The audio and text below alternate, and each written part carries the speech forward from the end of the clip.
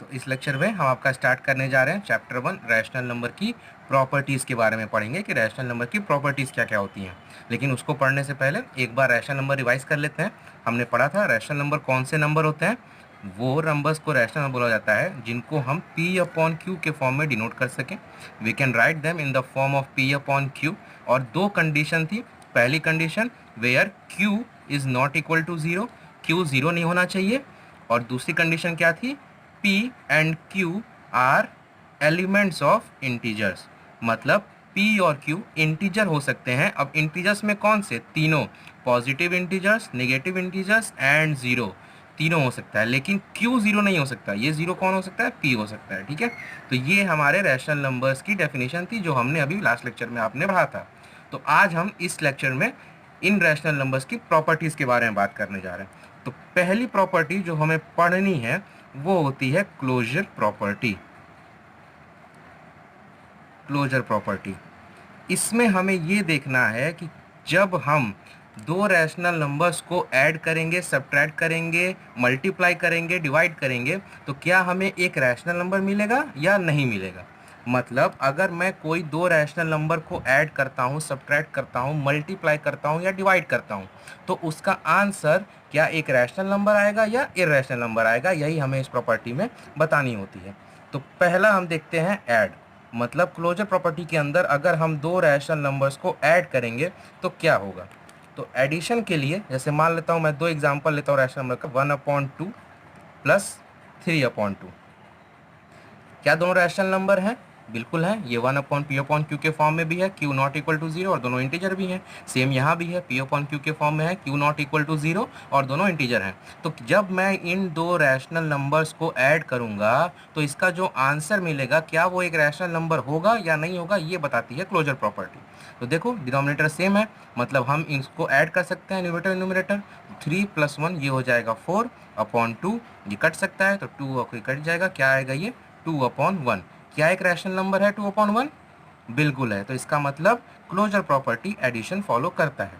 मतलब दो rational number को ऐड करने पे हमें एक रैशनल नंबर मिलेगा। इसी तरह से सब्ट्रैक्ट के लिए क्या होता है, अगर हम दो रैशनल नंबर्स को लेस करें, माइनस करें, तो क्या हमें आंसर जो आएगा क्या वो एक रैशनल नंबर होगा। तो चलो एक और एग्जांपल ले लेते हैं। मान लेते हैं 5/7 माइनस 2/7। क्या ये दोनों रैशनल नंबर्स हैं, बिल्कुल है। p/q के फॉर्म में, और q is not equal to zero. तो क्या इनको सब्ट्रैक्ट करने पे हमें जो आंसर मिलेगा वो एक रैशनल नंबर होगा या नहीं होगा। तो आप देखते हैं डिनोमिनेटर सेम है तो केवल ऊपर ऊपर लेस होगा, 5 में से 2 गया, आएगा 3/7। क्या ये रैशनल नंबर है, बिल्कुल है। तो क्लोजर प्रॉपर्टी सब्ट्रैक्ट भी फॉलो करती है। ठीक है, तीसरी प्रॉपर्टी क्या है, मतलब तीसरा मैथमेटिकल टूल क्या आ जाएगा ऐड सब्ट्रैक्ट के बाद, मल्टीप्लाई। मतलब जब हम दो रैशनल नंबर्स को मल्टीप्लाई करेंगे तो क्या आंसर हमें रैशनल नंबर मिलेगा या इरैशनल नंबर मिलेगा, वो चेक करते हैं। तो आओ चेक कर लेते हैं, नंबर ले रहे हैं 3/8 मल्टीप्लाई बाई 4/7। ये भी रैशनल नंबर, ये भी rational number, q is not equal to zero and all are integers. ठीक है, तो कट कर लेते हैं, 4 1 ज़ा 4, 4 2 ज़ा 8, हमें आंसर क्या मिल गया, 3 1 ज़ा 3 और 7 2 ज़ा 14। तो क्या ये एक रैशनल नंबर है, देखो q is not equal to zero, 3 भी इंटीजर, 14 भी इंटीजर, और ये p/q के फॉर्म में है, तो ये भी एक रैशनल नंबर हुआ। मतलब मल्टीप्लाई भी फॉलो करता है। और लास्ट में आता है डिवीजन। क्या डिवीजन फॉलो होगा, आओ इसको भी चेक कर लेते हैं, दो रैशनल नंबर को डिवाइड करके देख लेते हैं। तो आओ देखते हैं क्या एग्जांपल लें हम। चलो 7/9 डिवाइड बाई 14/3, ये भी रैशनल नंबर, ये भी रैशनल नंबर। आओ अच्छा चलो माइनस का भी लेते हैं एग्जांपल, नहीं तुम लोग बोलोगे कि सर माइनस में भी नंबर होते हैं ये रैशनल नंबर। चलो तो ये -9 हो गया, ये -14 हो गया। ठीक है, आओ देखते हैं। तो ये सॉरी नीचे माइनस नहीं हो सकता, ये ऊपर ही माइनस रहेगा। फ्रैक्शन में नीचे माइनस का साइन आए भी तो उसको ऊपर लगा देते हैं, उससे फ़र्क नहीं पड़ता, ये ऊपर ही लगाते हैं, फ्रैक्शन को ऊपर ही दिखाते हैं। तो डिवाइड कैसे करते हैं फ्रैक्शन में, हम जो पहले रहता है उसे पहले ही लिखते हैं, डिवाइड का साइन चेंज होता रहता है मल्टीप्लाई में, और उसके बाद वाला नंबर रेसिप्रोकल हो जाता है, तो -3/14। तो देखो ये माइनस माइनस कैंसिल हो जाएगा, 3 1 ज़ा 3, 3 3 ज़ा 9, 7 1 ज़ा 7, 7 2 ज़ा 14। तो हमें आंसर क्या मिला, माइनस माइनस कट गया, ऊपर बचा 1 और नीचे बचा 3 2 ज़ा 6। तो देखो दो रैशनल नंबर्स को मल्टीप्लाई करने पे हमें आंसर क्या मिला, एक रैशनल नंबर। मतलब रैशनल नंबर में क्लोजर प्रॉपर्टी भी फॉलो होती है। तो इससे आपको ये पता चला कि कभी भी अगर हम दो या दो से अधिक रैशनल नंबर्स को ऐड, सब्ट्रैक्ट, मल्टीप्लाई या डिवाइड करेंगे तो उसमें हमें एक रैशनल नंबर ही रिजल्टेंट के फॉर्म में मिलेगा। ठीक है, तो ये हो गई आपकी क्लोजर प्रॉपर्टी।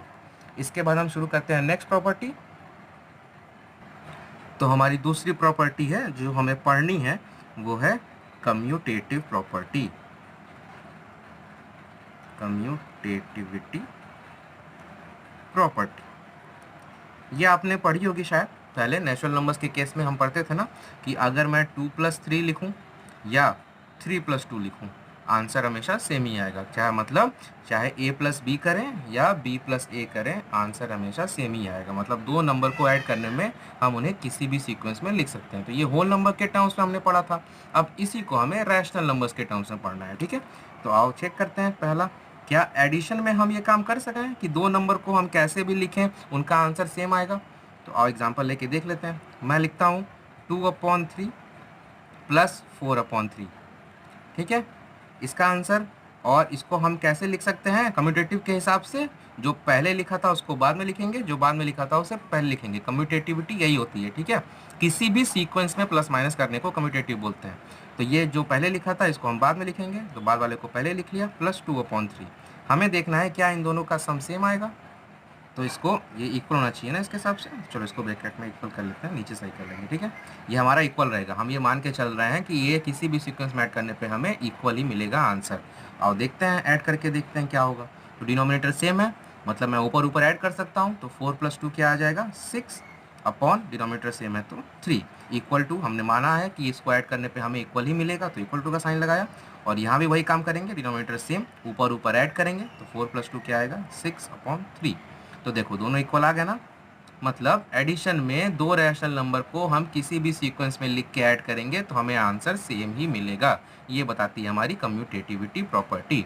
अब इसी चीज़ को हम सब्ट्रैक्ट, मल्टीप्लाई और डिवाइड में भी चेक करेंगे। ठीक है, तो अब हम इसी चीज़ को सब्ट्रैक्ट के लिए चेक कर लेते हैं। हम क्या लिखेंगे, सब्ट्रैक्ट, मतलब नहीं है इस चीज़।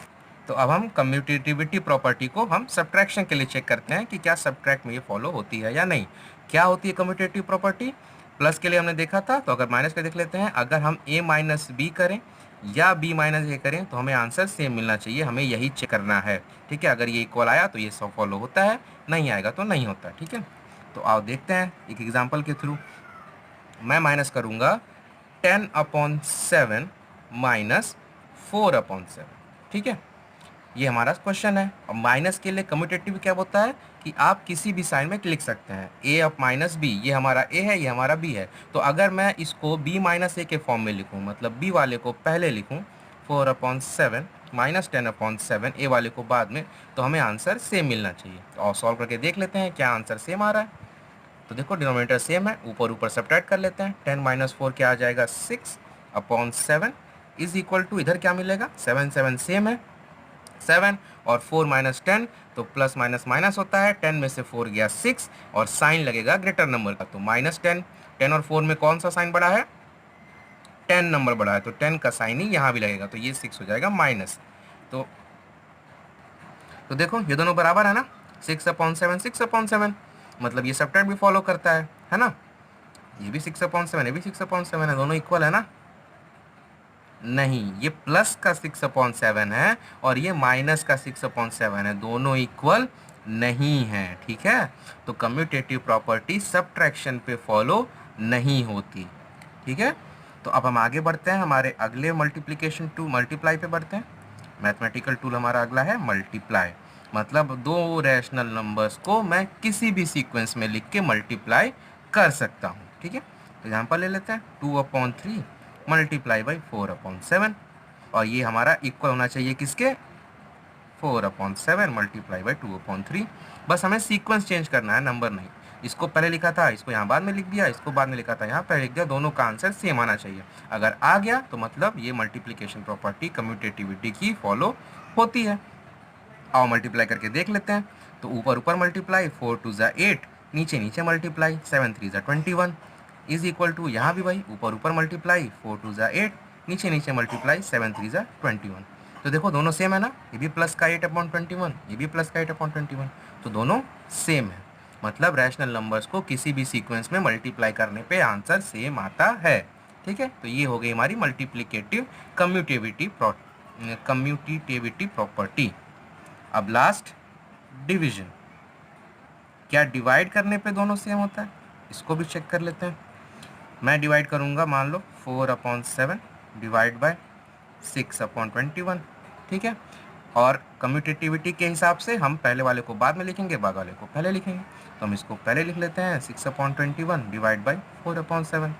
दोनों का आंसर सेम आ गया तो मतलब ये फॉलो होता है, नहीं तो नहीं होता। आओ चेक करते हैं डिवाइड कैसे करते हैं। पहले नंबर को वैसे ही लिखते हैं, डिवाइड का साइन चेंज होता है मल्टीप्लाई में, और बाद वाला नंबर रहता है रेसिप्रोकल, ये हो जाएगा 21/6 इज इक्वल टू, पहला वाला ऐसे ही डिवाइड का साइन चेंज हो जाएगा मल्टीप्लाई में, और ये हो जाएगा रेसिप्रोकल।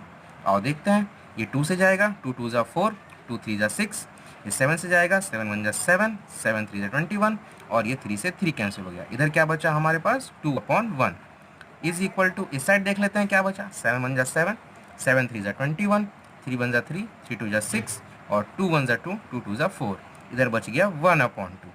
तो क्या ये दोनों सेम है? क्या 2/1 और 1/2 सेम होता है?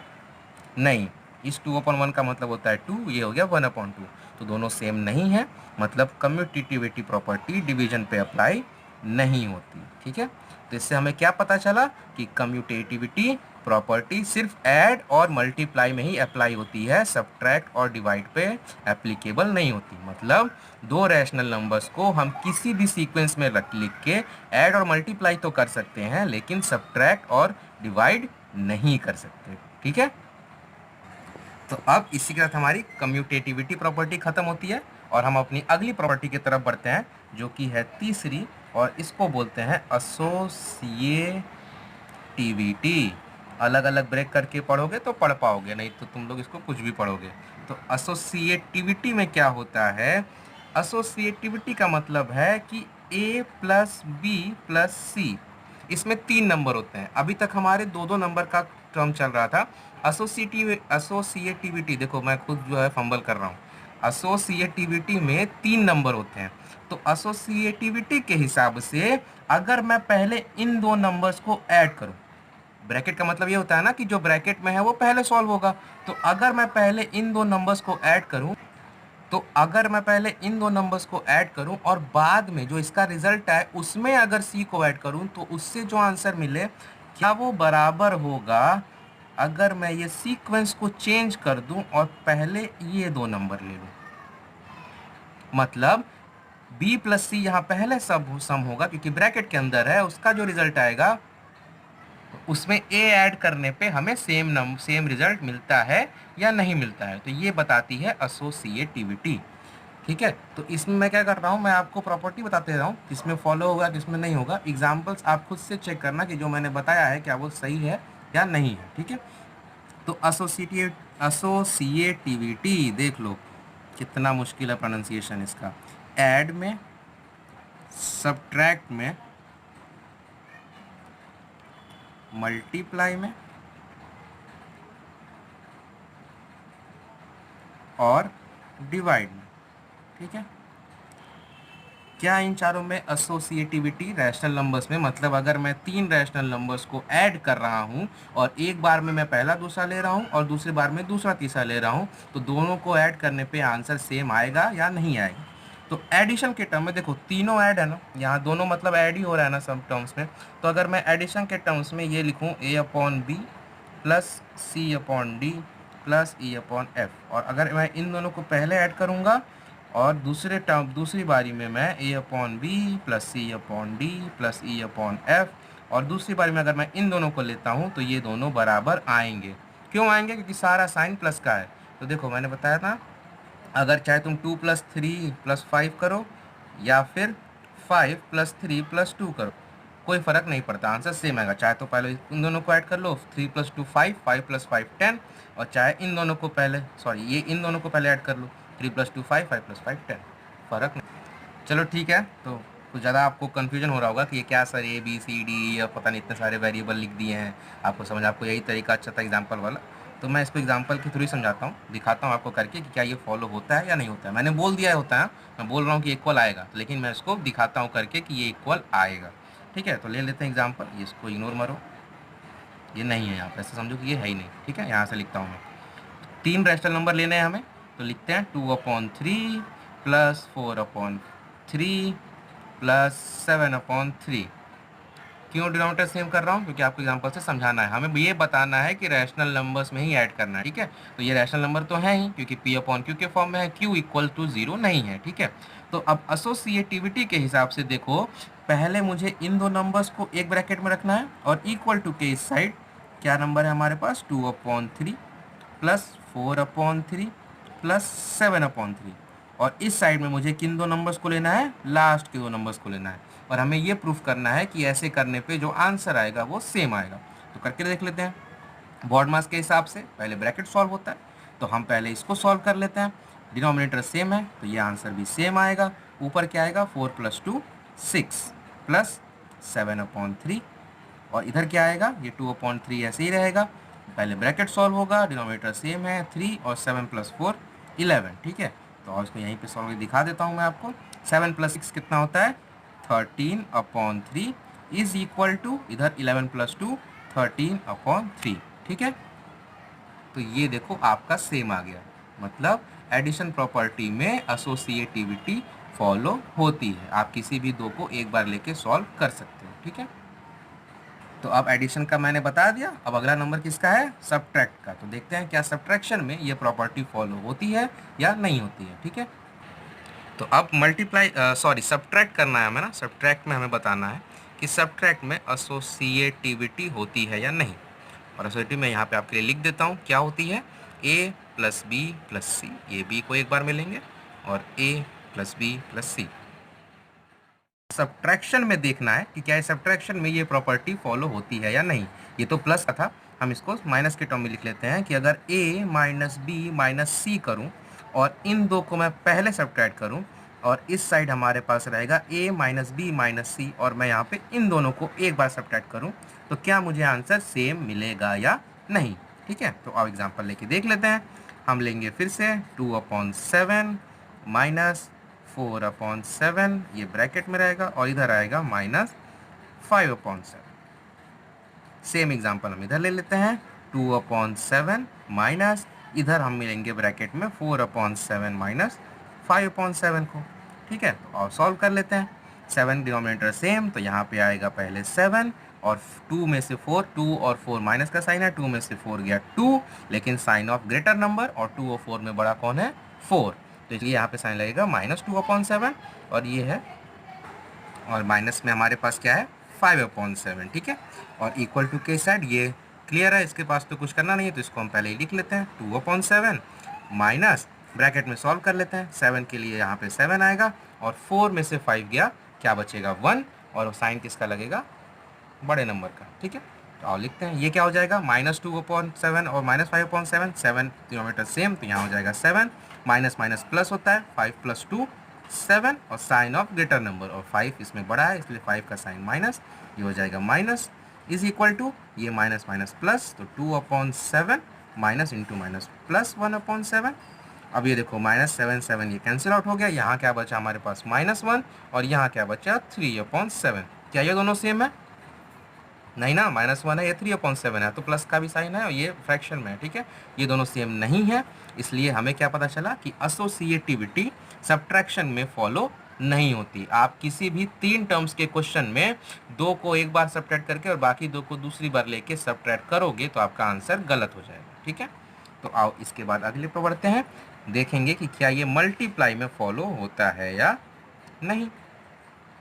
तो मल्टीप्लाई में इसका क्या मतलब हो जाएगा, a इंटू बी इंटू सी, पहले मैं a इंटू बी करूँ, इज इक्वल टू हमें क्या मिलना चाहिए, a इंटू बी इंटू सी, जब मैं इन दोनों को मल्टीप्लाई करूँ। तो और एग्जाम्पल के थ्रू समझते हैं इसको। हम लेंगे 4/13 इंटू 26/12 इंटू 14/7।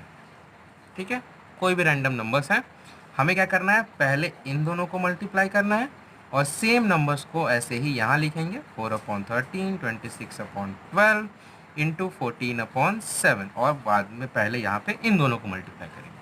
तो आओ करके देख लेते हैं। ब्रैकेट पहले सॉल्व होगा, 4 1 4, 4 3 12, 13 1 13, 13 2 26।